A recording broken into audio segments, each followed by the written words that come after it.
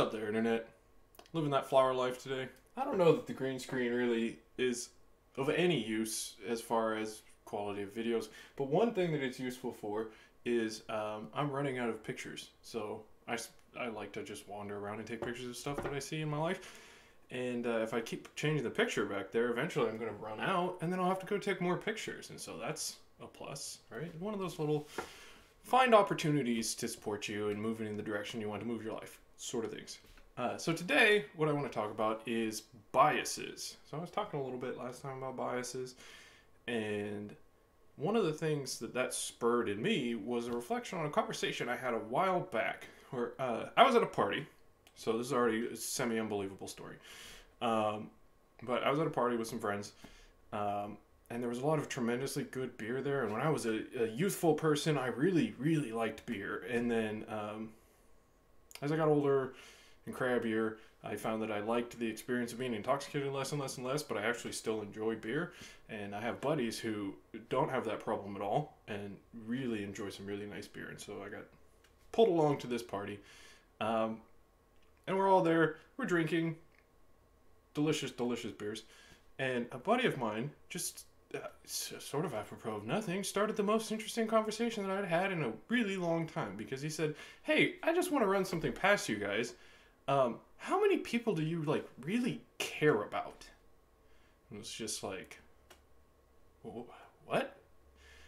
And what he then explained to us was he had come to the realization that it seemed like the set of people that he cared about was actually a lot smaller than the set of people that most people cared about. Which is one of those things where it's just like, that is a really impressive level of introspection for a human being to go, you know what, I'm having an experience. It seems to be different from the experience other people are having. Let me go out there and sort of assess how different. Let me actually get out and engage in a sort of way that isn't judgmental of the fact that other people are different, therefore they gotta be wrong. I was like, that's a darn good question. And his concern was, he was like, dude, maybe I'm like some kind of psychopath or something. I just don't care about people. You know, there's like people who are close to me and I really care about them. But like just people just sort of out there in the world, I don't care about them. And now, you know, as a person who has lived in a commune and found that to be a rather pleasant experience, right? Like I'm on the other sort of extreme of that. Like I care about everybody. You know, sort of if we're looking at the gradient of empathetic experiences, I'm probably pretty far out there. Like I really want everybody to be having a good time. I think we should, you know, invest in a society that makes opportunities for everybody, kind of hippy dippy sort of person. And my buddy, you know, I love the guy.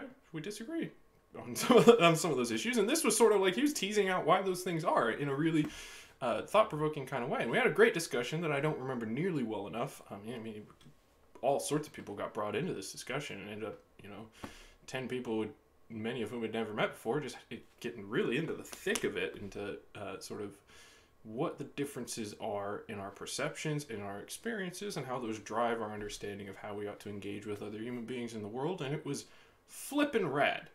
But the context within which that came back to mind the other night was, you know, I have a bias and he has a bias, and they're different biases. And neither of them has to be wrong.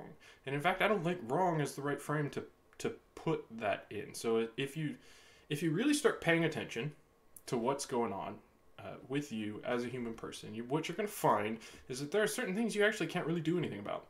They're just artifacts of the way that your being is put together, and you're going to have to live your life with that experience forever. That's just the end of it.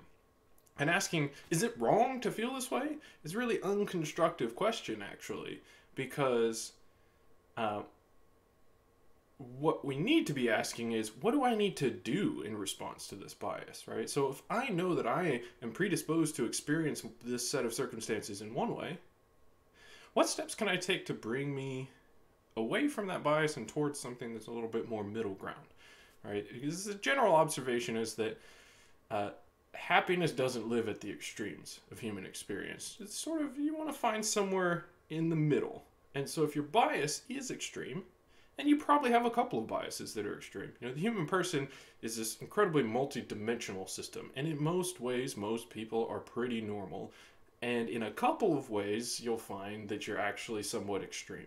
Um, and where you find those extremes, that's an opportunity for some practice, for some training to bring you back towards the middle ground. And making the first question, what do I need to do to make sure I can have a happy experience within the confines of this biased experience that I have?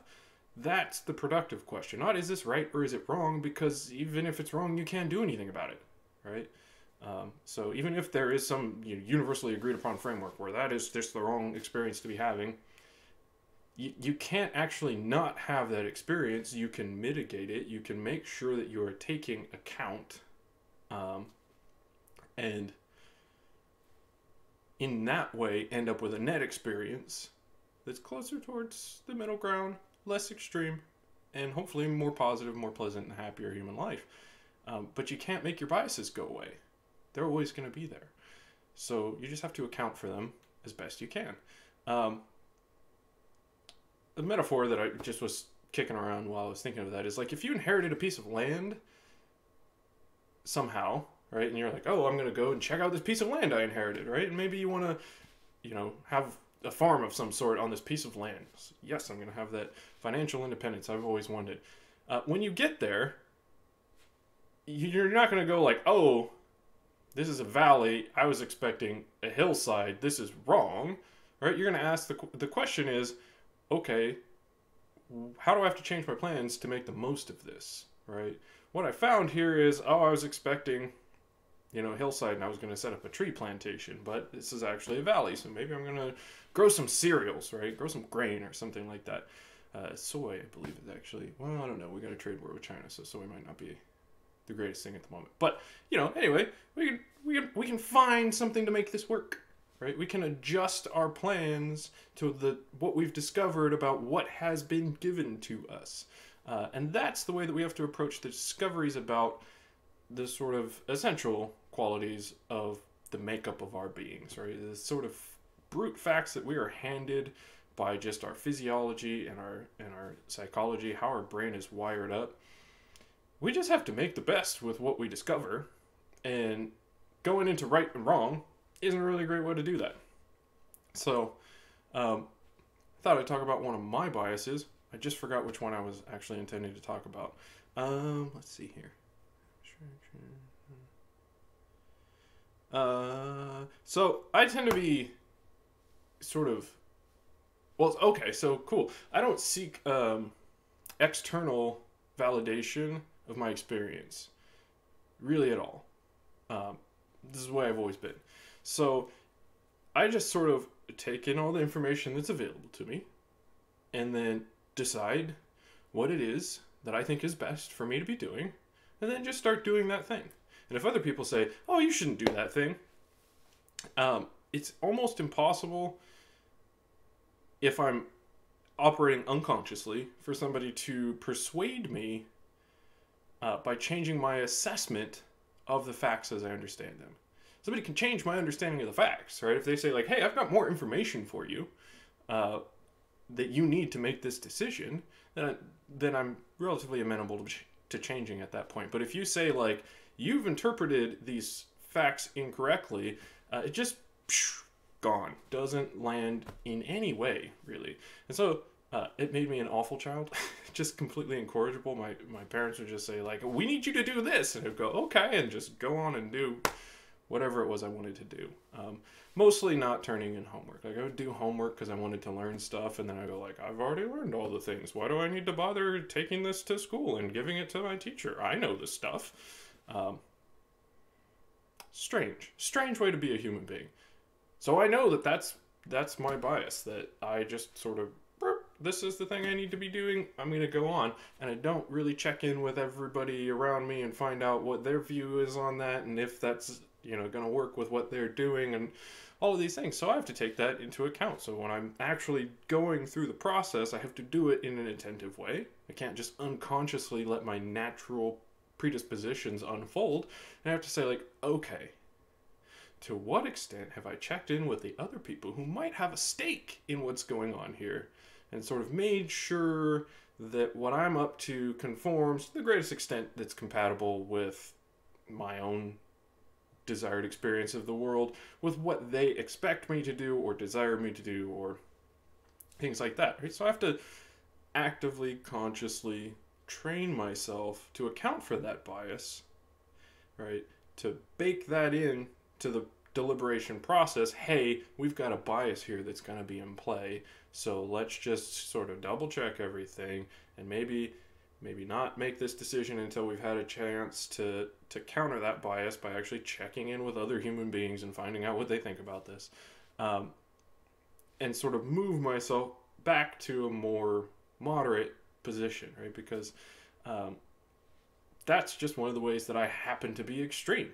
You know, most ways pretty normal. Well, I don't know if I could say most ways pretty normal, but in a lot of ways pretty normal. But in that way, very much outside of the norm, and that, you know, that makes it difficult to have productive and healthy and happy relationships with your fellow human beings, as I'm sure any of my friends would be happy to explain to anybody at length. But you know, accounting for that means that I can sort of move my net experience, right? Put the work in, train, get better incrementally at consciously making a different decision, right? One that sort of pulls my biased experience back towards a more moderate, normal experience, and have better net results. Have a happier human experience because I understand, recognize my bias, take steps to offset my bias, and bring me back to that middle place where we're going to find a better shot, at the very least, at being a happy human being.